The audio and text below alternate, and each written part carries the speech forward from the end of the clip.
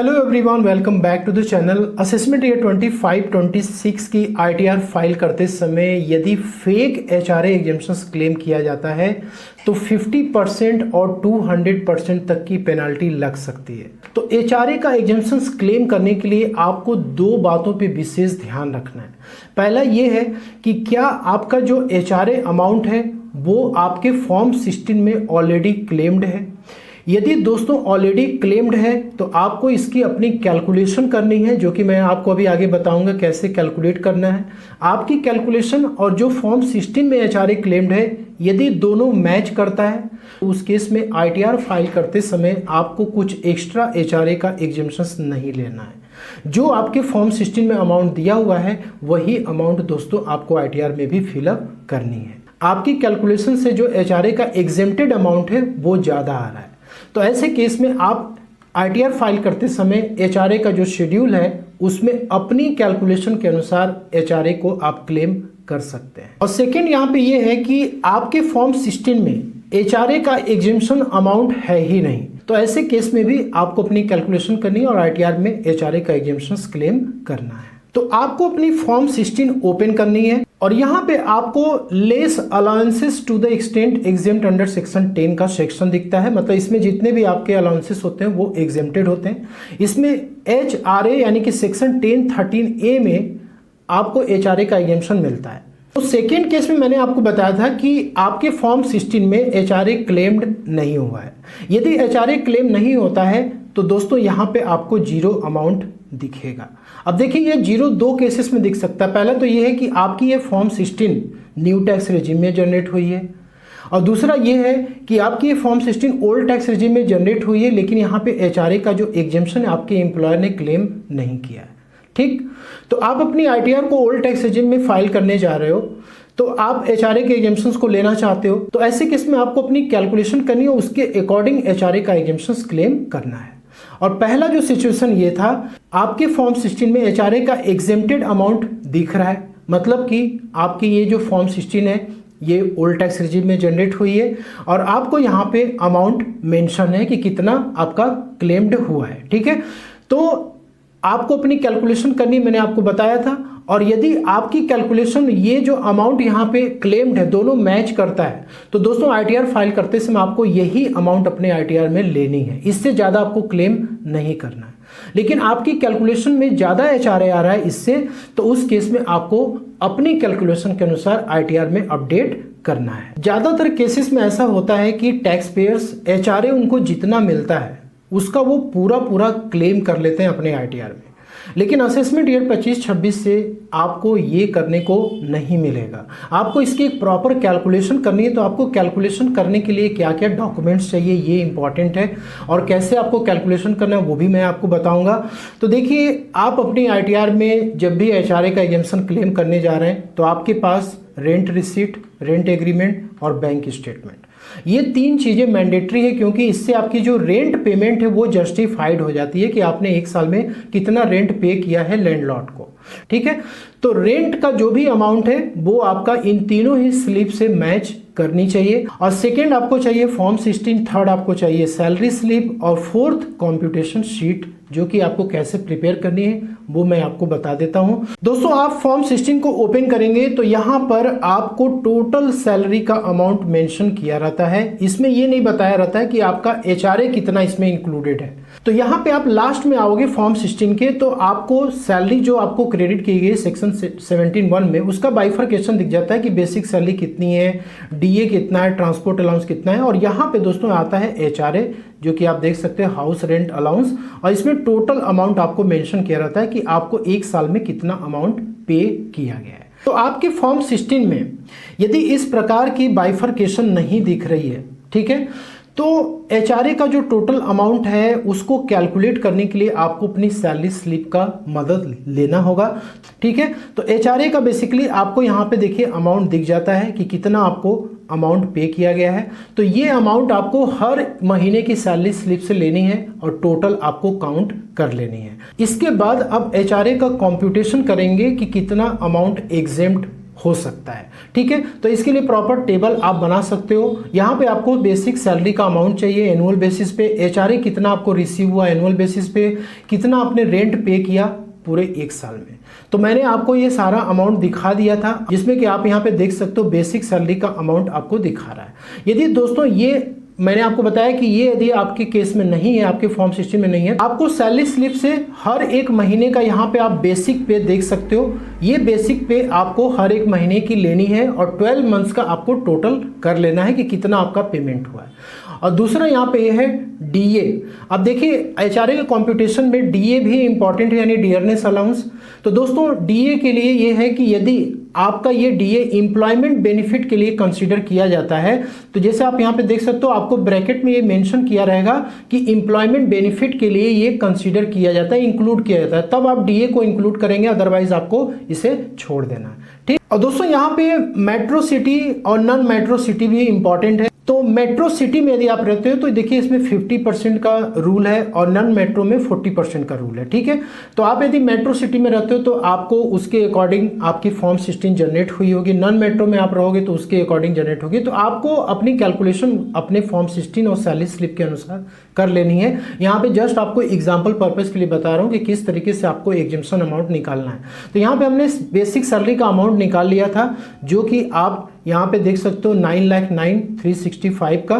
ठीक है, और नॉन मेट्रो के भी हम यही अमाउंट को अज्यूम कर रहे हैं। एचआरए कितना रिसीव हुआ ये हमने टोटल लगा लिया। ठीक है, और रेंट कितना पे किया गया ये आप अपना 12 मंथ्स का कैलकुलेट कर लीजिए कितना आपने पे किया हुआ है। अब दोस्तों यहाँ पे आता है 10% ऑफ बेसिक सैलरी। ठीक है, तो यहाँ पे बेसिकली ये बेसिक जो सैलरी है इसका 10% कैलकुलेट हो जाता है। इसके बाद actual rent paid minus 10% of basic salary. Actual जो रेंट आपने पे किया है ये अमाउंट और जो बेसिक सैलरी है ये माइनस हो जाता है दोनों अमाउंट, तो ये आपका डिफरेंस अमाउंट आ जाता है। ठीक है, इस डिफरेंस अमाउंट के बाद 50% ऑफ और 40% ऑफ बेसिक सैलरी कैलकुलेट होता है। तो ये जो सैलरी अमाउंट है इसका 50% कैलकुलेट हो जाएगा और नॉन मेट्रो के लिए 40% ऑफ बेसिक सैलरी, तो ये अमाउंट आपकी आ जाती है। तो इन कैलकुलेशन में एचआरए का कितना अमाउंट एग्जेम्प्ट होगा, तो देखिए एक्चुअल एचआरए तो हमने ले लिया था, 50 और 40% ऑफ बेसिक सैलरी भी निकाल लिया और कितना rent paid minus 10% of salary ये भी कैलकुलेट हो गया। तो दोस्तों इन तीनों में से जो सबसे कम अमाउंट होगा वो आपका एचआरए एग्जेम्प्ट होगा सेक्शन 1013A में। ठीक है, और यहाँ पर ये जो अमाउंट आपकी है ये एग्जेम्प्ट होगी और जो आपको एचआरए यहाँ पे रिसीव हुआ है इस एचआरए में से ये एग्जेम्प्टेड अमाउंट माइनस होगा और रिमेनिंग अमाउंट आपकी टैक्सेबल होगी। तो आईटीआर फाइल करते समय आपको इनकम फ्रॉम सैलरी हेड में आना होता है। तो आपके फॉर्म 16 के अनुसार यहाँ पे सैलरी जो टोटल रिपोर्ट की जाती है वो यहाँ पे प्री फिल्ड होकर के आता है। ठीक है, आपको कुछ एक्स्ट्रा यहाँ से अलग जानने की जरूरत नहीं है। यदि नहीं आ रहा है तो आप यहाँ पे एंटर कर सकते हैं। और बेसिक सैलरी और डीए जो है वो आपको सैलरी स्लिप से या फिर फॉर्म 16 के लास्ट पेज में जो मैंने आपको बताया था उससे आपको ले लेना है। ठीक है, अब यहाँ पे आप आते हो एचआरए का एग्जेम्पशन क्लेम करने के लिए, तो आपको यहाँ पे सिलेक्शन करना होता है section 1013A allowances to meet expenditure incurred on house rent. तो यहाँ पे आप डायरेक्टली अमाउंट को इंटर नहीं कर पाते हो। ठीक है, तो आपको ये शेड्यूल्स अपडेट करना है सेक्शन 1013A का। ठीक है, अब यहाँ पे देखो जो आपने एक्सेल शीट अभी बनाई थी इसी एक्सेल शीट के अनुसार आपको अमाउंट फिलअप करना है। ठीक है, तो यहाँ पे देखो सबसे पहले आपको क्या सेलेक्ट करना है, मेट्रो या नॉन मेट्रो। ठीक है, आप अपने अकॉर्डिंग सेलेक्ट कर लेना और कितना एक्चुअल आपने एचआरए रिसीव किया वो आपने एक्सेल शीट में अपनी देखा था, कैलकुलेशन आप कर लोगे, अमाउंट डाल दोगे। आप कितना आपने रेंट पे किया वो अमाउंट आप इंटर कर दोगे। इसके बाद कितनी सैलरी आपको मिली है वो आपको यहाँ पे इंटर करनी है। यहाँ पर आपको देखिए कैलकुलेट करके बता दिया कि कितना आपका एचआरए एग्जेम्प्ट हो रहा है। ठीक है, और यहाँ पे जो हम लोगों ने एक कैलकुलेशन किया था दोस्तों वो कैलकुलेशन हमारे इस कैलकुलेशन से क्या कर रही है, मैच कर रही है और ये हमारा टैक्सेबल एचआरए का अमाउंट आता है। ठीक है, तो असेसमेंट ईयर 25-26 में जो इनकम टैक्स डिपार्टमेंट ने ये शेड्यूल्स निकाल दिया है दोस्तों, जिससे कि फेक तरीके से जो एचआरए का क्लेम लोग लेते थे उसको रोका जा सके। अब यहाँ पे क्या है कि ये जो अमाउंट यहाँ पे फिलअप किया जा रहा है ये अमाउंट फिलअप करते समय भी आपको सावधानियां बरतनी है। ऐसा नहीं है कि आप यहाँ पे कोई भी अमाउंट रेंट पे का आप डाल दोगे, ठीक है, और दोस्तों मेट्रो नॉन मेट्रो आप कोई भी सेलेक्ट कर लोगे और आपका ये एचआरए क्लेम हो जाएगा। यहाँ पे यदि कोई भी अमाउंट फेक इंटर किया जाएगा तो उस केस में 200% और 50% की पेनाल्टी लगने वाली है। तो 200% पेनाल्टी के केसेस को सबसे पहले समझेंगे। दोस्तों 200% की पेनाल्टी तब लगेगी जब डिपार्टमेंट आपसे एचआरए एग्जेम्पशंस के लिए प्रूफ मांगेगा, ठीक है। अब यहाँ पे जो रेंट की रिसीट है, रेंट एग्रीमेंट है, बैंक स्टेटमेंट है, मैंने आपको बताया था कि ये 3 डॉक्यूमेंट्स इंपॉर्टेंट है एचआरए एग्जेम्पशन लेने के लिए। अब लोगों के पास प्रूफ तो है नहीं, तो लोग फेक रेंट रिसीट बनवा लेंगे, फेक रेंट एग्रीमेंट भी बनवा लेंगे। लेकिन दोस्तों ये जो बैंक स्टेटमेंट है ये झूठ कभी नहीं बोलता है, ठीक है। अब होता क्या है कि ये जो डॉक्यूमेंट्स आपने प्रेजेंट की, रेंट रिसीट और रेंट एग्रीमेंट, ये आपके बैंक स्टेटमेंट से मैच नहीं कर रहा है। मतलब जो रेंट आपको इन दोनों डॉक्यूमेंट्स में मेंशन किया गया वो बैंक स्टेटमेंट में है ही नहीं, ठीक। तो यहाँ पर आपके आईटीआर में जो एचआरए आपने क्लेम किया है वो आपका मैच नहीं हो रहा है, ठीक। तो दोस्तों ये क्या होगा, एक डेलिब्रेट फॉल्स क्लेम की कैटेगरी में आएगा। और सेकेंड यहाँ पे हो गया लैंडलॉर्ड का पैन नंबर भी क्या है, फेक है। 1 लाख रुपए के ऊपर यदि आप रेंट का पेमेंट करते हैं एक फाइनेंशियल ईयर में, तो उस केस में आपको लैंडलॉर्ड का पैन भी सबमिट करना है। दोस्तों ये लैंडलॉर्ड का जो पैन है वो भी फेक निकला। जो रेंट एग्रीमेंट या रेंट रिसीट में जो नेम है वो लैंडलॉर्ड के पैन के नेम से मैच ही नहीं कर रहा है, ठीक। और थर्ड यहाँ पे ये है कि आपने ये जो पैन सबमिट किया है ना, उस पैन के अगेंस्ट में इनकम टैक्स रिटर्न फाइल ही नहीं की जाती, ठीक है।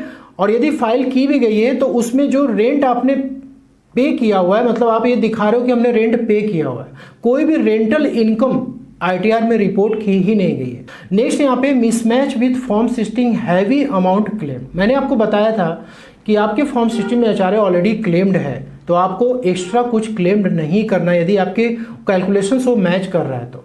लेकिन आपने क्या किया, फॉर्म 16 के एचआरए एग्जेम्पशंस को साइड में रख दिया और आपने हैवी अमाउंट क्लेम किया। और जब आप फॉर्म 16 को प्रेजेंट करते हैं तो ये आपका मिसमैच हो जाता है, ठीक है। इसके बाद एड्रेस वेरिफिकेशन। अब देखिए होता क्या है कि आपकी जो प्रॉपर्टी खुद की है और जो रेंटेड प्रॉपर्टी जो कि आप यहाँ पे अपने दिखा रहे हो, रेंट रिसीट और रेंट एग्रीमेंट में जो प्रॉपर्टी का एड्रेस आप दिखा रहे हो, वो प्रॉपर्टी आपके खुद के प्रॉपर्टी के लोकेशन से क्या कर रही है, मैच कर रही है। तो आप यदि सेम लोकेशन में हो, आपका घर खुद का है वहाँ पर, और सेम लोकेशन में आप ये दावा कर रहे हो कि मैं जॉब कर रहा हूँ, तो आपको फिर रेंटेड प्रॉपर्टी लेने की क्या ज़रूरत थी, आप अपने खुद के भी घर में रह सकते थे, ठीक है। तो एड्रेस के वेरिफिकेशन में भी दोस्तों यहाँ पे फेक एचआरए के केसेस निकल के आते हैं। और नेक्स्ट यहाँ पे कि बहुत सारे लोग रेंटेड प्रॉपर्टी में नहीं रहते हैं फिर भी एचआरए का एग्जेम्पशंस क्लेम करते हैं।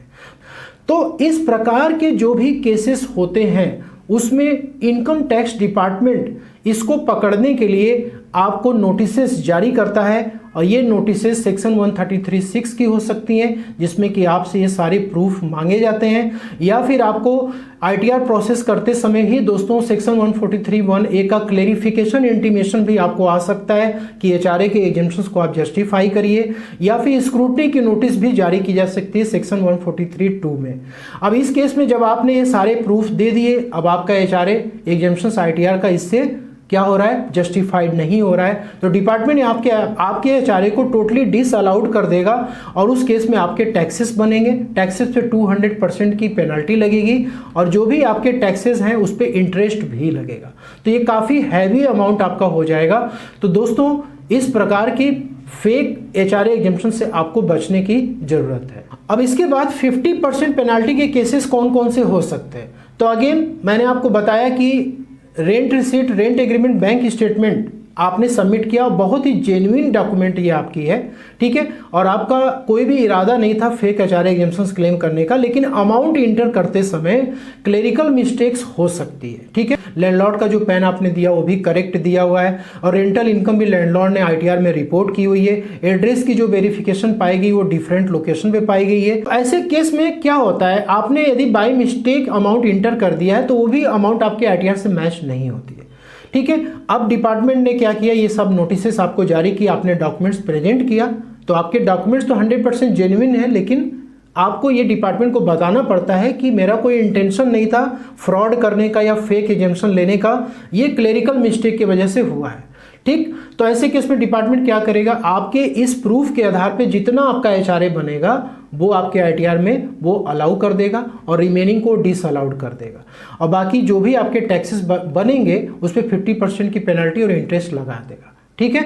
अब दोस्तों क्या है कि आपको यदि मान लीजिए कि ये सब नोटिस आने से पहले यदि आपको ये पता लग जाता है कि हमने गलती की हुई है, तो आप अपने आईटीआर को रिवाइज कर सकते हैं, या फिर आप कि असेसमेंट ईयर निकल चुका है तो आप अपडेटेड आईटीआर को फाइल करके इन मिस्टेक्स को सुधार सकते हैं, क्योंकि डिपार्टमेंट कभी भी नोटिस भेज सकता है। इवन कि आपके आईटीआर प्रोसेस हो चुकी, रिफंड आपको आ चुका है, तो आपको बाद में चल के भी नोटिस मिल सकते हैं। ठीक है, तो आप इन एचआरए रूल्स का विशेष ध्यान रखें और फेक एचआरए एग्जाम्पशंस क्लेम करने से बचें। आशा करता हूं कि आपको वीडियो पसंद अच्छी लगे, लाइक शेयर जरूर करें। मिलते हैं नेक्स्ट वीडियो। Thank you.